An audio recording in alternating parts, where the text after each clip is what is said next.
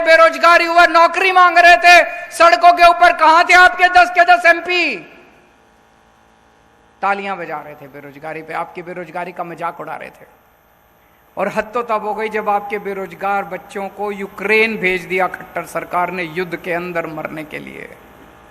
मेरे को तो रोना आ गया। अगर कहीं युद्ध हो जाए तो सारी दुनिया के देश अपने नागरिकों को वहां से निकालते हैं। इन्होंने खट्टर सरकार ने बेरोजगार युवकों को, हरियाणा के बेरोजगार युवकों को बेवकूफ बना के और यूक्रेन भेज दिया मरने के लिए। और यूक्रेन से अब हमारे, मैं वीडियो देखता हूं, कई लोग कहते हैं अब मम्मी पापा मेरे को वापस बुला लो, मैं फंस गया यहां पे। कहां थे ये 10 के 10 एमपी? इस बार गलती मत कर देना भाई साहब, ये इस चक्कर में मत पड़ जाना हमने तो प्रधानमंत्री बनाना, प्रधानमंत्री बाकी बना लेंगे, आप तो अपना सांसद बनाएंगे इस बार। ऐसा सांसद बनाना,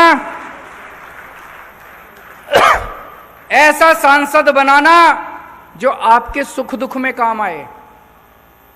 सुशील गुप्ता को सांसद बनाओगे, कम से कम कल को धरना प्रदर्शन करने जाना, इसका घर होगा वहां पे घर जाके अपना घर समझ के वहां पे बैठ तो सकते हो।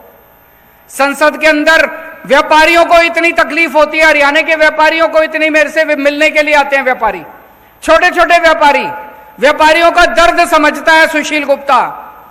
व्यापारियों का अगर कोई मसला होगा, कम से कम अपना आदमी तो बैठा है संसद के अंदर, अपनी आवाज तो उठाएगा कम से कम। उनका गुलाम तो नहीं है बीजेपी वालों का, उनकी तो रोटी तो नहीं खाता, आपकी आवाज उठाएगा। अपने आदमी को भेजो इस बार संसद के अंदर, ये प्रधानमंत्री बनाने के चक्कर में मत पड़ना। किसान है, किसानों की आवाज तो उठाएगा कम से कम खड़ा होके। उनकी हिम्मत नहीं है, बीजेपी के 10 की हिम्मत नहीं है किसानों की आवाज उठाने की, व्यापारियों की था। व्यापारियों को अपना आदमी चुन के भेजना है, किसानों को अपना आदमी चुन के भेजना है जो आपकी आवाज उठाएगा। ये सारे के सारे बीजेपी के हैं, ये कभी आपकी आवाज नहीं बन सकते।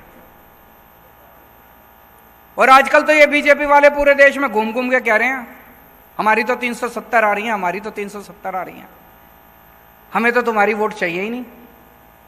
खुलेआम कह रहे हैं हमें तो तुम्हारी वोट चाहिए ही नहीं, घर बैठो, हमारी तो 370 आ रही है हमारी।